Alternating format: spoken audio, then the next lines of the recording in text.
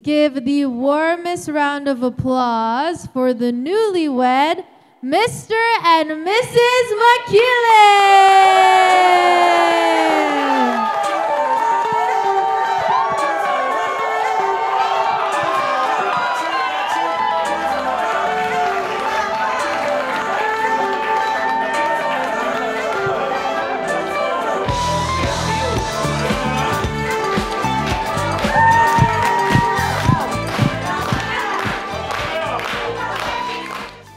Is everybody happy? Are you happy?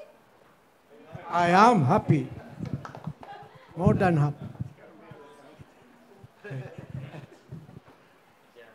First of all, Lord, we give you thanks for wedding of my son and Carmela. Thank you, Lord. Thank you for this occasion. And as we go on, we ask you to bless the food that we are going to partake and make it a blessing,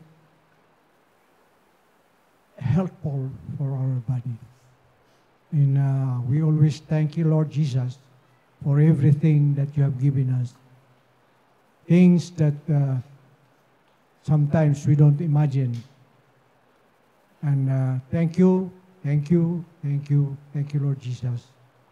In your name, Lord Jesus, we give you thanks and praise. Amen.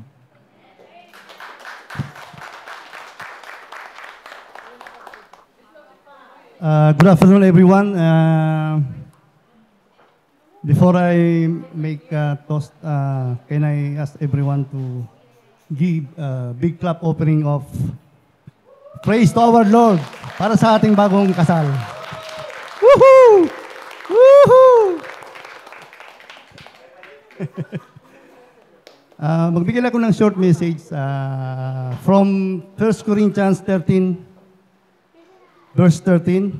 Sabi doon, three things will last forever, faith, hope, and love. And the greatest of this is love. So, counting message lang sa newlyweds. Marriage life is not easy. Kaya andyan yung lahat ng ups and downs. You have to go through to different challenges, struggles, problems, lahat yan. Pero if yung love nyo sa isa't isa ay magpatuloy, yun ang answer. Love is the answer. And sabi sa Bible, God is love. Love is God. Pag in-equate ko, God is equals to love, God is the answer. So, make Jesus Christ as the center of your marriage life at nothing is impossible to Him. So, having said that, can you raise your glass? Glass ba yan? For the newlyweds, to Carmela and Elijah, may your life together be filled with endless love, happiness, and adventure. Cheers! Woohoo! Woohoo! Bottoms up!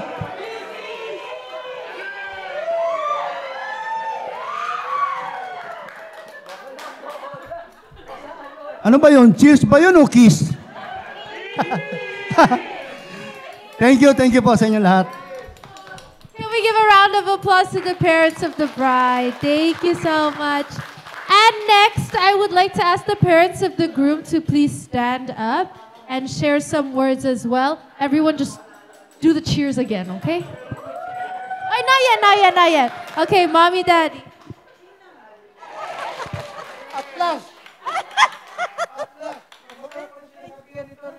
Tawagin akong daddy kasi lahat ng mga sa church namin, matanda, bata, daddy tawag sa akin.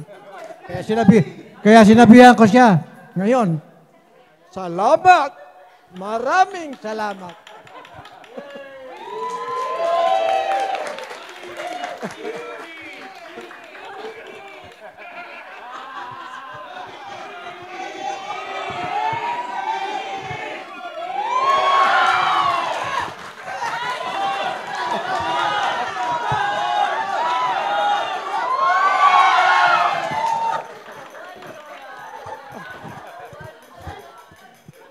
Yeah, that's for 57 years.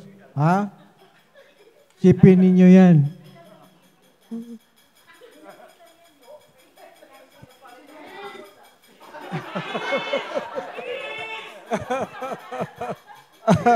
Ay, nako. Talaga naman. Ang buhay ko, istorya na, istorya naming mag-asawa. Talagang kuhan. Kasi, kaya kinukwento ko na nga. Gusto nila marinig eh. Dapat, kagaya ko ni Carmela ngayon, doktor. Dahil nga dito, naging konduktor. Ganon ko kamahal ito. I sacrificed my ambition and the ambition of my father, my late father. Kaya gusto kasi lang niyang magkaroon ng doktor. Kaya nung nangyari ngayon, ang naging doktor, yung babaeng kapatid ko na nag-aral ng nursing, pinalipat ka agad sa medicine para lang magkaroon sila ng doktor. Ha? No.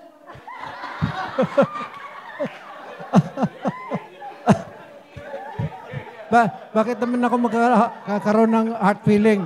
Yung produkto nga natin, ayan matalino, mapagmahal. Yes sila. Lahat yan. Lalo na yung aking nag-iisang babae.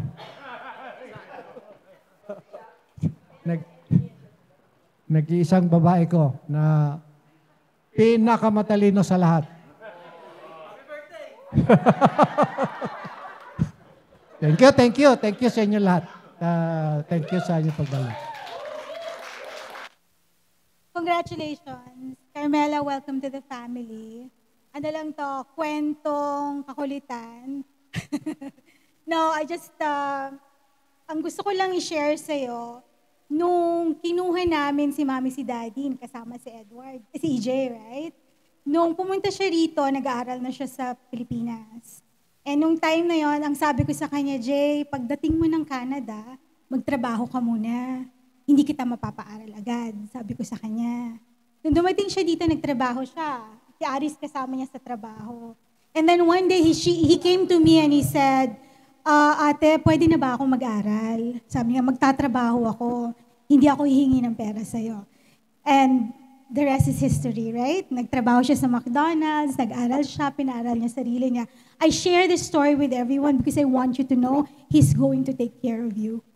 He will provide for you. And He has a goal. Meron siyang ambition for you. Dead set siya sa goal niya nung time na yon. Even as I said, wag muna, hindi natin kaya, hindi kita masusuportahan because I have my own family too. Pero He pursued and He went on to do that. So I know that He's going to take care of you. I know He's going to provide for your family and you have that assurance. And you have all of us behind you. Congratulations and welcome to the family.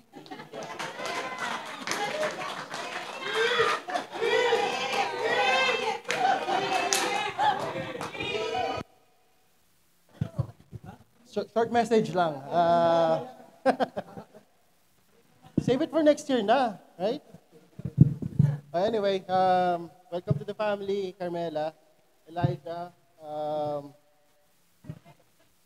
Hindi ako marunong gumamit ng... Peace! Take care of our new sister. Pagka may kalokong ginawa to, sumbong mo sa akin, akong bahala.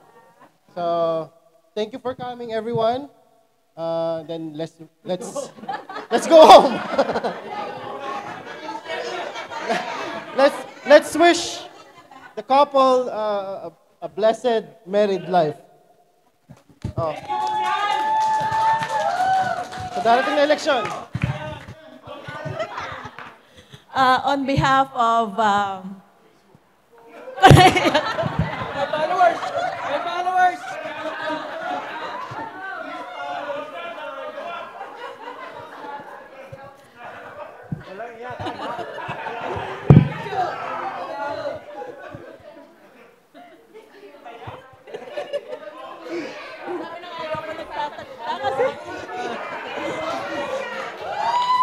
Ako tuloy yung best actress dito. Sa lahat ng ayaw ko yung nagsasalita sa harapan kasi shy type po ako.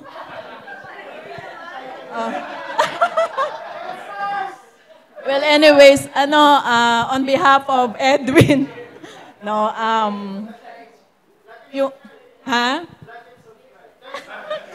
Yeah, meron pa akong vlog, like and subscribe. Like, subscribe, and share. Okay? Okay, congratulations sa newlywed, Carmela and Elijah. Ano ba yan? Sorry. Dramatic actress po talaga ako. Si EJ kasi, yung parang bunso din ni Ed. Since wala na siya dito, I know that masaya siya para sa kanya. Kami din. Pero umiyak ako, hindi ko alam kung bakit. Yeah, yun nga, Carmela and Elijah, congratulations sa inyong dalawa. Magmahalan kayo. Ilagay nyo sa gitna ang Panginoon sa inyong pagmamahalan. Anything happens, mag-aaway kayo, may misunderstanding, but at the end of the day, yung love ang mamamalagi, mamaginan sa inyong dalawa. Yeah, congratulations. Parang naano ako dun First of all, I would like to congratulate Carmela. Ang tawag ko po dito is Bonnie, Buninay. Kasi ang taba-taba po niya ng bata, tsaka ang pisngi niya, napakabinto. Kaya ganun tawag namin sa kanya. Meron lang po akong konting for Elijah. Alam ko naman mahal mo si Carmela. First time po namin na-meet si Elijah nung nagbakasyon kami sa Japan with my family and tapos yung mga siblings ko at saka yung iba kong pamangkin. And then one time, the first night pa lang namin sa Japan, tumatakas sila, yung mga pamangkin ko. Sabi ko, saan kayo pupunta? Kasi nag-iisa ako sa taas, iniwan nila ako. Tita, meron lang kami imimit dyan. Kasi yung isang kaibigan ni Carmela, nandito rin sa Japan. Sabi ko, sino yun? Sabi ko ganun. Pwede ba akong sumama? Hindi po, dito na lang kayo. Tapos pangalawa, gano'n na naman. Sabi ko, sino ba yan? Sabi ko, eto, hindi na nakatiis. Tito, may sasabihin ako sa'yo, ano yon? Sabi ko na nga ba alam ko, ito pala si Elijah, lagi nakasunod sa amin. Namamasyal kami, nandun din pala siya sa paligid. Tapos naman tayo hindi na siya sabi ko, naku, malamang ito na yon. Ang haba ng buhok niya, si Elijah. Sabi ko, siya ba? Yung haba buhok? Sabi ko, okay naman, cute. Pero sabihin mo, magpagupit siya.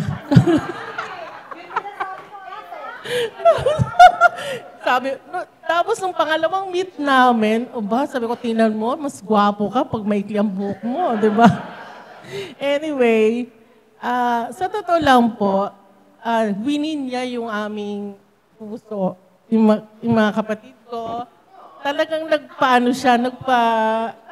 small but terrible. Yun na.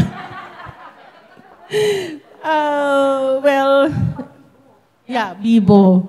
Tapos yun, talagang ako yung mahanga sa kanya kasi ang layo pala niya, pupunta pa siya ng Manila para lang makasama si Carmela. So yung na yun, sabi ko, naku, LDR. Sabi ko, hindi yan. Hindi mag-work. You know, what happened to me? Sabi ko, hindi mag-work yan. Pero pinatunayan talaga ni Elijah yung pagmamahal niya sa pamangkin ko. And tapos, alam ko naman kung paano kayo di ba? Alam ko nung una, parang ayaw mo sa kanya, yung ganon. Tapos itong chismosa mo mga kapatid ko, sabi mo, alam mo ate, may nanliligaw kay Carmela. Ewan ko ba dyan, Carmela, ba't ayaw? Niliregaluhan na kung ano, laptop. Sabi ko, sino kaya yun? Gusto ko makilala yun. Gusto ko makilala. Tapos nung nag-Japan na kami, oh, siya pala yung kinikwento ng mama at papa mo. So nagulat siya, alam mo tita, oo, nagtatago ka pa. Oh. And then anyway, the story goes like that. Tapos sabi ko, oh, talaga mahal na mahal niya talaga si Carmela. And then itong pagpunta po namin talagang wala po sa plano. Kumbaga sa 1 month lang yung binigay sa aming allowance nitong dalawang to. So, luckily, nakakuha kami ng visa. Ang visa namin po lumabas last Wednesday lang, last week. Tapos, kumuha na agad kami ng ticket, alam mo. Tapos, 18 hours yung flight namin. Oh my God, sabi ko, naku, ang ganda mo talaga. Siyempre, mga senior na po kami. Ang hirap talaga magbiyahe. So, anyway, talaga namang worth talaga yung pinunta namin. At alam ko po, sina Mami Mami Divine, sorry. Talaga naman po, winelcome niya kami sa kanilang tahanan. Maraming salamat po sa inyong lahat. At ang masasabi ko lang sa inyo, yun nga, ang buhay ng tao, hindi natin alam kung hanggang saan. So, cherish every moment, every second. Talagang magmahalan kayo. Yun lang. And I will pray for you both. I love you.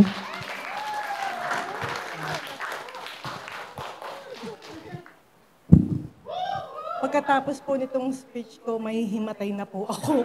Pakitawag na po ng 911. Ang pektos ko to kay Edward eh. Si EJ po, parang baby po siya naming lahat. Kaya masaya kami dahil napunta siya sa mabuting babae. Yun lang po. Congratulations.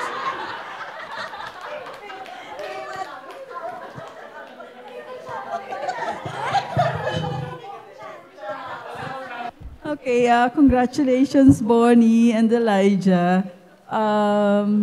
Magmahalan lang kayo. Tsaka lagi kayong mag-joke sa isa't isa like itong asawa kong baliw. Nung first time na pumunta sila ng Las Vegas, kakarating mo lang dito Tapos sabi niya, sabi ng asawa ko, tinanong ko yung asawa ko, paano yan? Magtig-isa ba sila ng kwarto? Sabi ng asawa ko, hindi ang hirap maglinis pag samahin mo sa isang kwarto yung dalawang yan. But, pareho silang swerte sa isa't isa kasi yung pamangkin ko mabait, si Elijah, ganun din. So, yun, magmahalan lang kayo. Okay? Hello, Elijah. Congratulations, Carmela and Elijah. Ang masasabi ko lang, ang sekreto sa mahabang pagsasama, sundin mo lang lagi si Carmela. Kasi, buti pa ang Diyos, 10 utos. Ang asawa, unlimited. So, congratulations.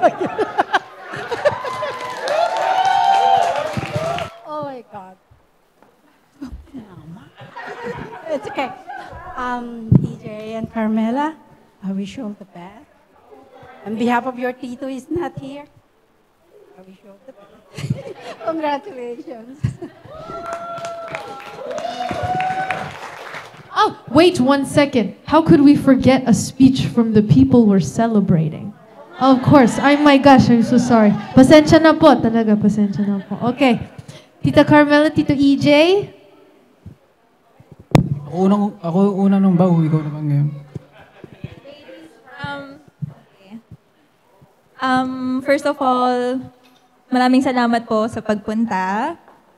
We really dreamed of an intimate wedding. Medyo,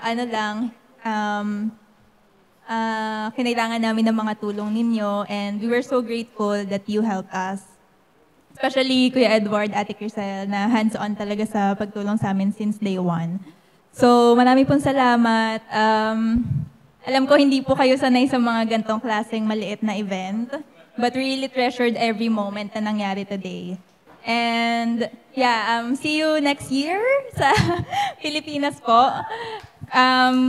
We will announce kapag meron na po kaming final date sa wedding in the Philippines. Thank you po. Thank you for being here. We love you all. Thank you po. Hindi, well, thank you dahil, well, we only have 8 weeks of weekend every summer. Thank you for making the time to be here, celebrate with us. Sabi po ni Carmela, ang goal lang namin, intimate wedding. Yun lang po yung gusto namin talaga mangyari. Yung una nga po yung pinaplano namin ay ano lang sa City Hall. Pero we pushed through na gawin siyang Christian wedding para yung sa yung values po namin tsaka yung sa beliefs po namin. But yun lang po na thank you sa pagtulong kanina sa effort niyo po, effort niyo pong lahat na mag-set up sa yung sa ceremony kanina until sa reception po, yung pagpapalit ng setting. Thank you po sa lahat na tumulong sa inyo pong lahat. Yung ilan pa tayo? Ilan bang in-invite natin? 50 po tayo lahat. So 48 sa inyo 48 na tumulong po. Thank you po. And thank you kay Kuya na tumulong. Thank you. And everyone is invited here. Next year, sabihin ko na pa yung date, November 27, 2026. Yun po ang date namin. Yes! Sa Bohol. Yun po. Pero parang hindi kayo niniwala, so joke na lang. Joke na lang.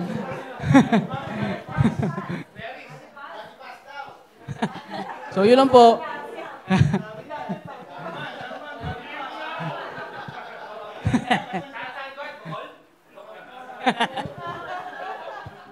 Yun po, send lang kami ng official invitation. Hope you enjoy the food and thank you po once again for celebrating with us this afternoon. Thank you.